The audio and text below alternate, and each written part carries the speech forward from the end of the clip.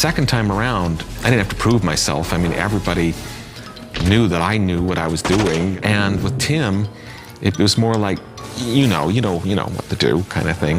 You got it. The work is much more intense and engrossing than being in a rock band by tenfold. When I was in a band, you write songs, they're spontaneous, you have time off, you rehearse, you get them together, then you do an album. That's intense, 10 weeks of my life. When I'm composing for a film, it's an absolute total lockout. I'm not reading books, I'm not listening to music, trying to tap into some deep, dark well that I have no idea how hard it's going to be to find water. And especially in those days, to work from noon till 2 in the morning, and just to take breaks to have some dinner and see my family for a few moments.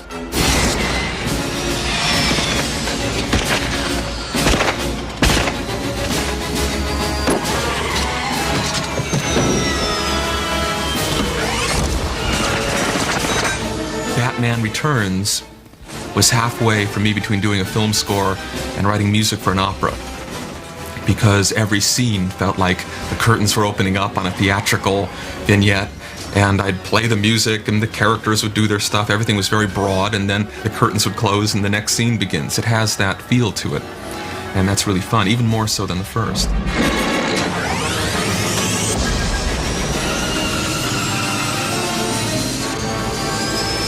The second one, he really wanted it to be kind of operatic, so there was a lot of music.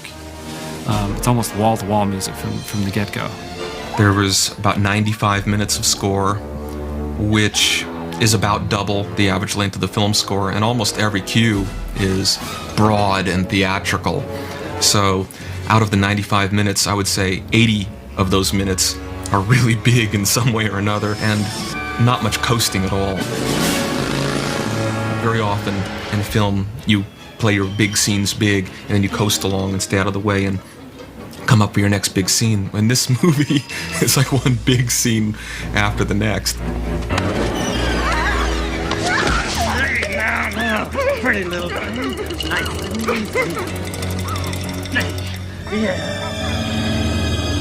It was 20 minutes more score than Batman 1. And with 2 completely new characters to write for, that's what made it fun, I think. If it was just redoing the first score, I don't think I would have been interested.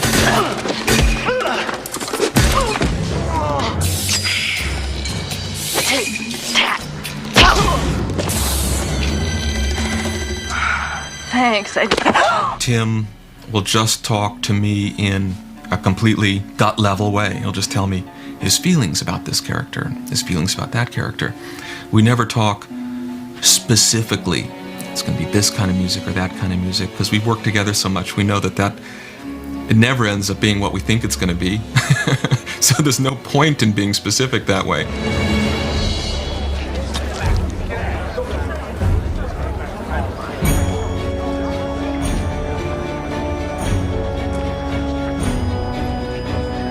Unlike Batman 1, which really had only one primary theme for Batman, the Joker did a little bit, but not in a really broad sense.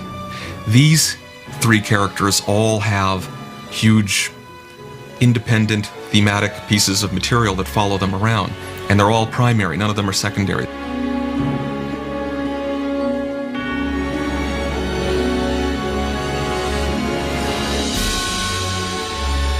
The Penguin probably has the biggest chunk, even more than Batman, really, in terms of musically following him. It's just fun, dark, operatic, theatrical type of music, and all of his gestures are very broad, and he's the one more than anybody else that I feel every time he's speaking that he's on a stage. Like, I could picture the proscenium and the sets behind him, and he's just belting out his lines on the stage. So his music is more simple that way. It's sinister, but sinister for me is fun.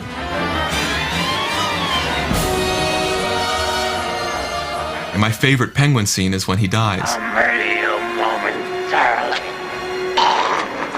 And at first, a cool drink of ice water.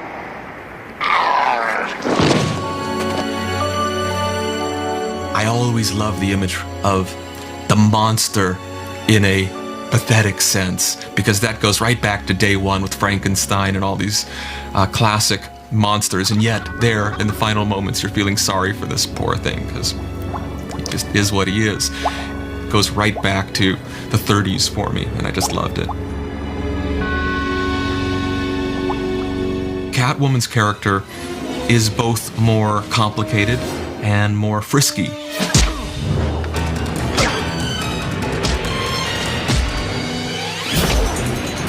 She's not really a villain. We feel for her.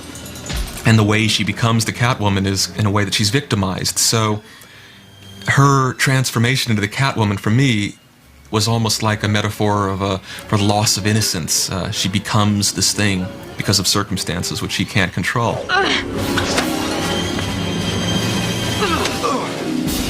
Then there's a very kind of tragic, sad part to her theme, which I bring back 4 times in the film.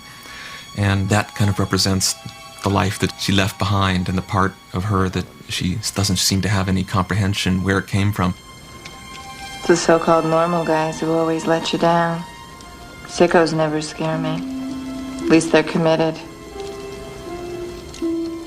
The Catwoman when she becomes the Catwoman is my favorite theme for her. It's my favorite part of it. It's scored almost like a silent movie in a way.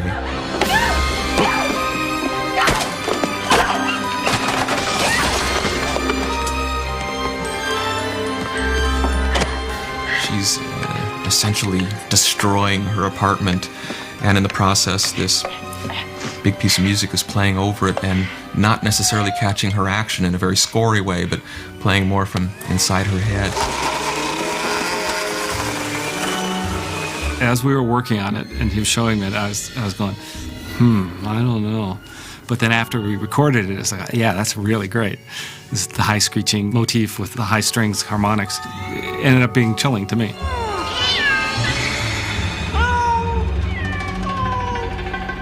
In this scene, Batman is going to get knocked off a roof, he lands, he's out of breath, and the Catwoman is going to toy with him a little bit. So I start out a little bit of the Batman theme, and then that will make its way into a bit of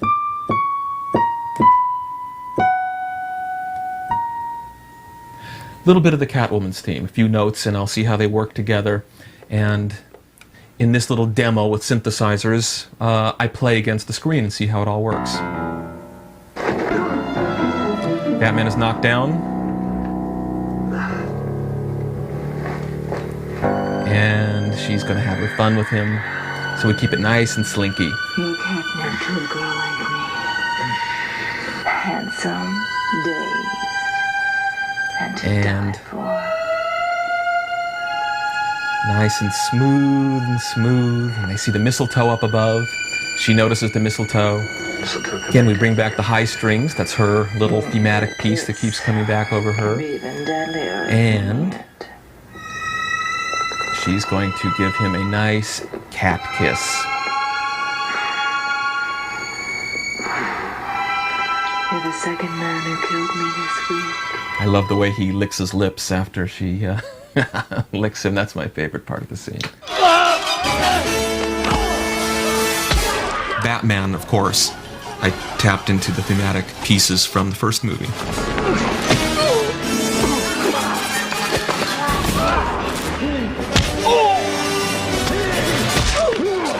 I tried to make it so at least it's grounded. It is the same character as the first movie. So when he's on screen, you hear his theme. And half a dozen times I try to invoke that very closely to the first movie. It was nice being able to just bring that back very clearly in certain very defined and specific areas.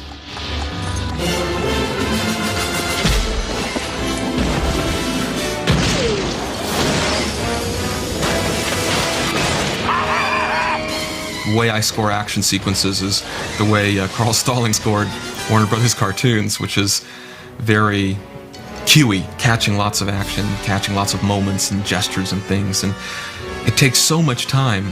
I mean, it's unbelievable that I'm working through it 8 bars at a time, and I've written so much music, and I've spent 12 hours on it, and I'll look at how much music I've written, and it's only 47 seconds. I'll go, man, this is ridiculous.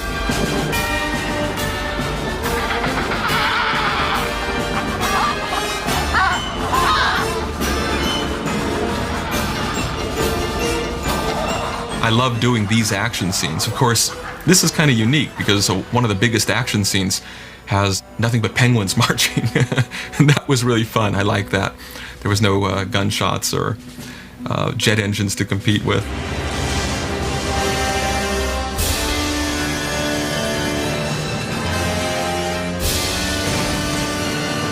There was nothing to think about. It was just like right there. It was just have fun with it. There was no stressful internal battling like on the first one and most films since then. It's been, I suppose, a constant learning experience. That 19 years and 50 films later, I still feel like I'm just cracking the surface of. Now, probably another 20 years, I'll get good at it.